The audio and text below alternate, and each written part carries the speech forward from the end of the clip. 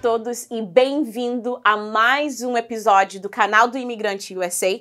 Meu nome é Larissa Salvador, eu sou advogada de imigração, licenciada no estado da Flórida, mas como vários de vocês já escutaram falar aqui no canal, como eu atuo na área de imigração, nós atuamos em todos os Estados Unidos porque imigração é lei federal.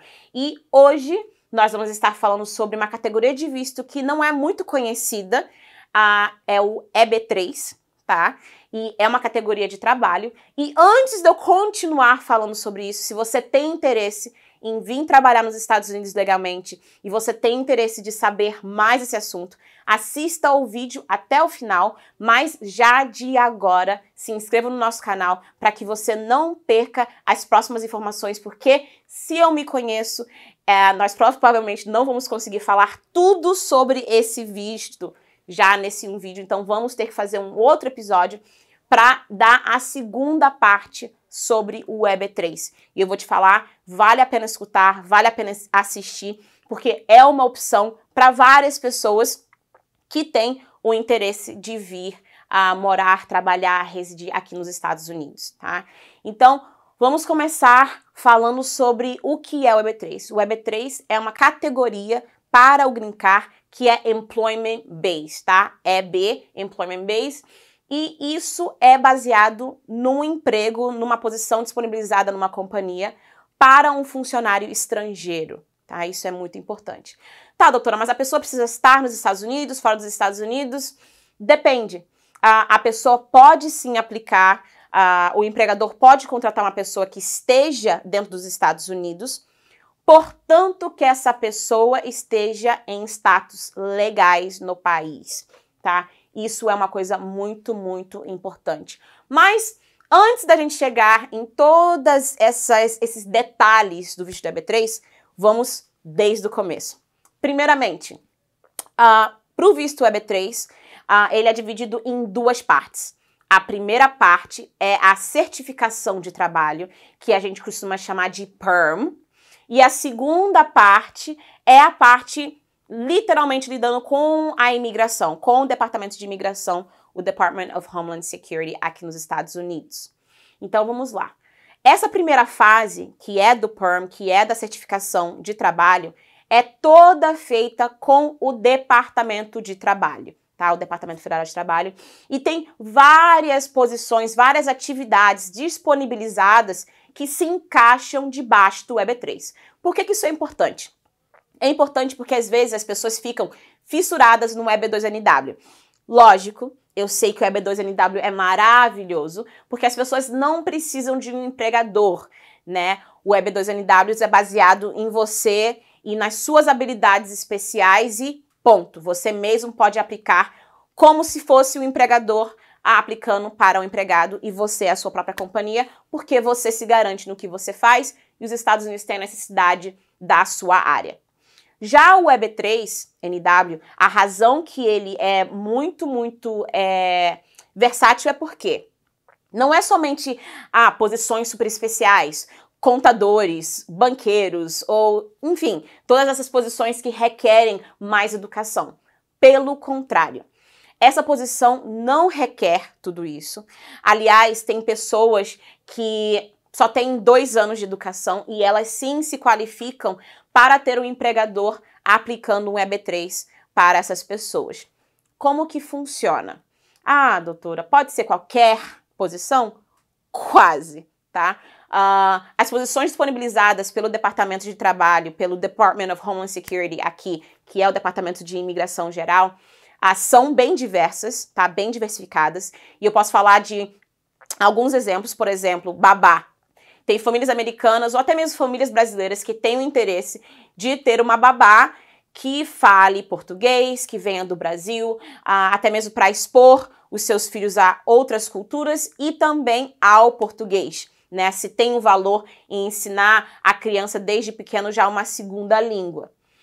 Doutora, mas uma babá, você consegue um EB3 para uma babá? Sim. Por quê? O EB3 não são somente para pessoas que têm uma qualificação específica, mas também tem a parte do EB3 que lida com o unskilled.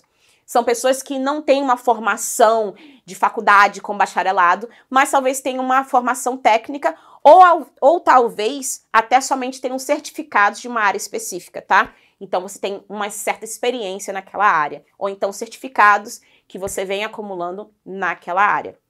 O ótimo sobre isso é que sim, para babá se pode sim fazer um EB3, e a maneira que isso funcionaria é que a família abriria uma companhia que é aberta completamente diferente, e elas mesmas teriam um número específico para ter a habilidade de fazer todo o processo pela companhia família. Então, para vocês prestarem bem atenção e entenderem que sim, até mesmo uma família que tem a intenção de contratar uma babá, pode sim fazer um EB3. Esse processo acontece todos os dias. Segundo ponto, pessoas às vezes falam assim, tá, mas eu já tive casos que a pessoa, ela já foi advogada no Brasil, tinha formação no Brasil nisso, aqui veio estudar inglês e acabou encontrando uma família, acabou se interessando por uma coisa diferente. Essa pessoa também se qualifica? Sim. Por quê? A ideia, o foco do EB3 e aliás, o foco de qualquer visto que lida com o trabalho é o empregador tem que provar que ele não consegue encontrar um americano ou um residente permanente para se encaixar naquela área, tá? Então, esse que é o foco quando a gente fala sobre qualquer visto de trabalho. Você, empregador, tem que comprovar que eu, empregador, não tenho como, tá? Eu já coloquei, eu já procurei, mas eu não consigo encontrar um americano ou um residente que já tenha permissão para trabalhar aqui nos Estados Unidos para se encaixar nessa posição. Então, eu tenho a necessidade de procurar alguém fora do país ou um estrangeiro que já esteja dentro do país para que essa posição seja suprida, né? Então, vamos lá.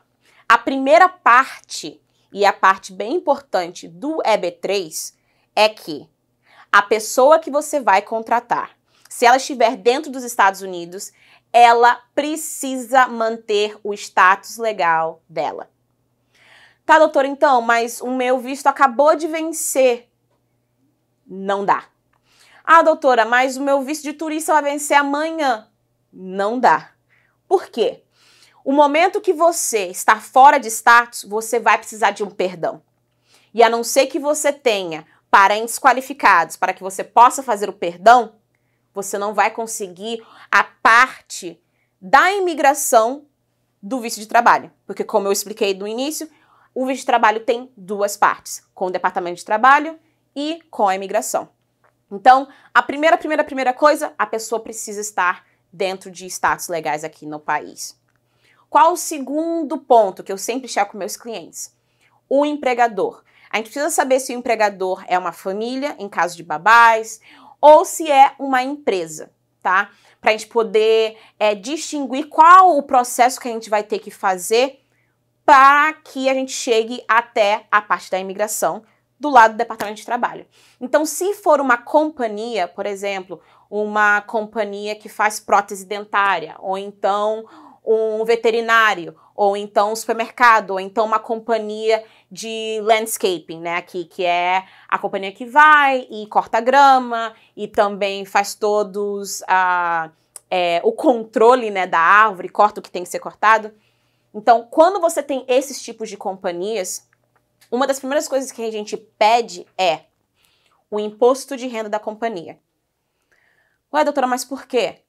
Nós pedimos isso para avaliar quanto que essa companhia está trazendo, porque a gente precisa determinar se essa companhia vai ter como bancar o mínimo que talvez o Departamento de Trabalho estabeleça para essa posição. E por que isso é importante? Isso é importante porque a primeira coisa que a gente faz, uma vez que a gente recebe toda essa informação, analisa e te dá o ok para poder continuar com o PERM, a gente vai fazer o PWD, que é Prevailing Wage Determination, que em português é a determinação do salário mínimo, salário básico que você precisa pagar como empresa para essa posição. Então, se é uma companhia pequena que somente faz 100 mil por ano, e que quando você vê no extrato bancário, isso é o total que ela está fazendo, ela provavelmente não vai conseguir empregar aquela pessoa. Por quê? Depois que você tira todos os gastos que você tem, ela não está realmente lucrando.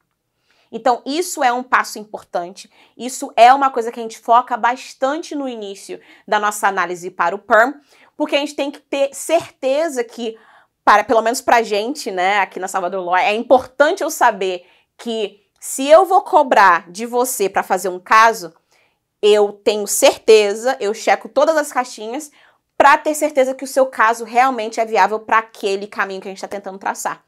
Então, a gente checa, sim, o imposto de renda da companhia para ter certeza que, na nossa estimativa de quanto vai ser o básico que vai ser pago para aquela posição, a gente tem, você, empregador, tem o necessário para que a gente possa continuar com o processo.